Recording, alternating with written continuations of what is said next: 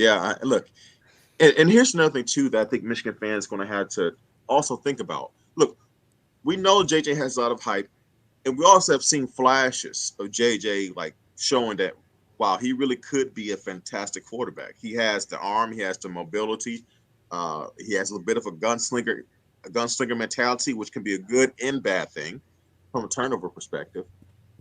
But you still have to put it on the field consistently, and there's a bit of unknown in terms of that when it comes to JJ.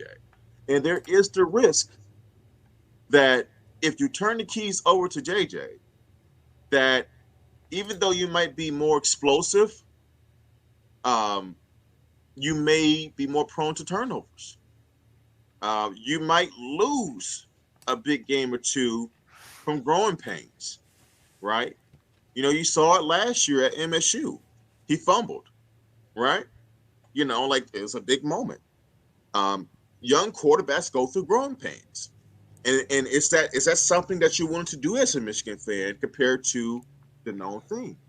A guy who is going to take care of the football, who is going to make the right decision, you know. Now, granted, the team was different. You had a lot more playmakers on defense. Um, Three highly drafted guys. Two guys should would have been in the first round if he didn't pop his Achilles, and David Ajabo and Aiden Hutchinson. And Daxon Hill was a high second round pick, highly productive, highly effective, and big impact players in defense, and a fantastic, solid running back in Hassan Haskins, right? But so the team's going to be different this year. That you may not have be able to win with quite the same formula, right? So maybe Cade maybe have to do a little bit more, and that causes him to force the ball more than he had to last year. And you see a different side, and maybe it makes sense to go to JJ. So that'll play itself out, but you do have to consider the fact that JJ is still a bit of unknown, in that sometimes when guys get more repetitions when they take over, you start to see the flaws. You start to see why they didn't just take the job right away, right?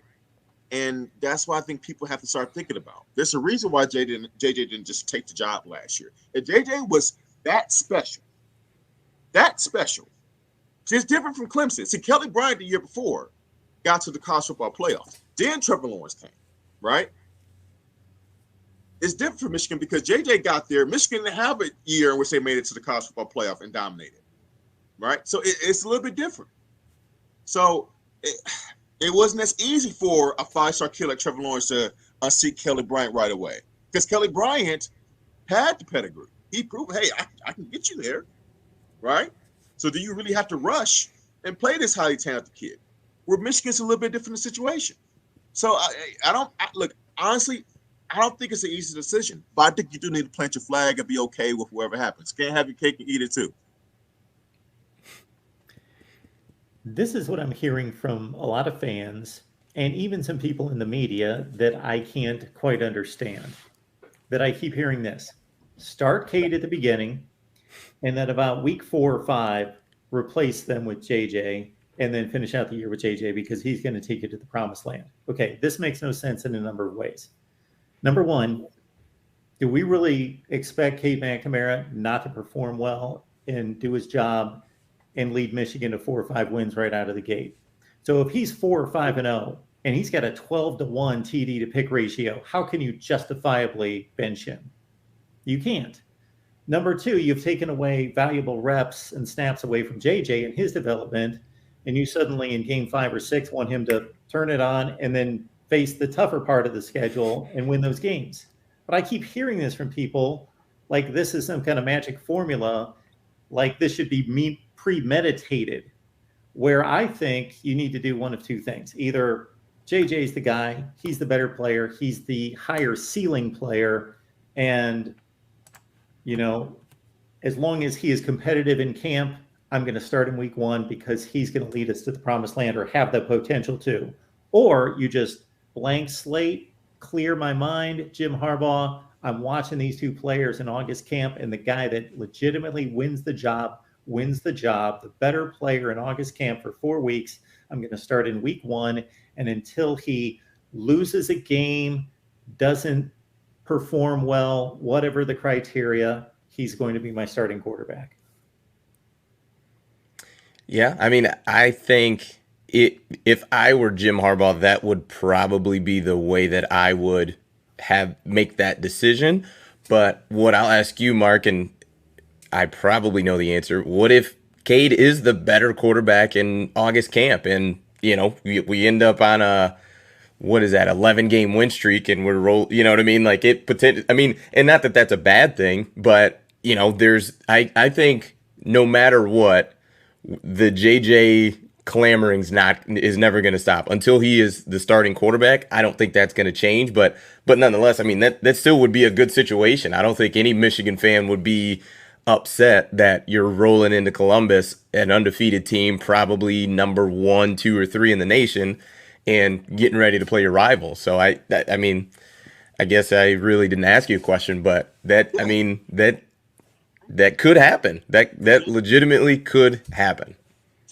With that scenario, there's that Michigan is winning. Then yeah, in general, most Michigan fans are not going to be thinking about JJ too much because like, hey, we're winning. This is great. You're going to be caught up in the moment, and you won't have any anxiety until you see the news that JJ McCarthy transfers. And then, and then you have the fear that, oh God, please don't let this kid go somewhere and then become special, right? Because for one, you also recognize that it doesn't happen that often for Michigan to. Hey, we've seen it these past recruiting season. 2 highly recruited local kids at the quarterback position didn't come here, right? For various reasons. And so it's like, man, it's rare that we get a highly talented kid here. And even though we were winning, he left. And so there will be a bit, especially if he does pop. There'll be let's say somehow Michigan repeats this year, wins the Big Ten title, and JJ McCarthy transfers to Texas A&M, right? And they're loaded young incoming classes that they have, right? And then a couple years from now, you see JJ McCarthy and Texas A&M in the college playing for a national title. And I say within those couple years, Michigan's went on to win a Big Ten title, but they get smacked in a CFP, right? And it's apparent that, hey, what we thought was the case so far, which is pretty successful and damn good, well, we're not good enough to win a national title because we don't have that difference maker at the quarterback position that JJ McCarthy in this scenario has turned out to be. That's where you may feel that missed opportunity.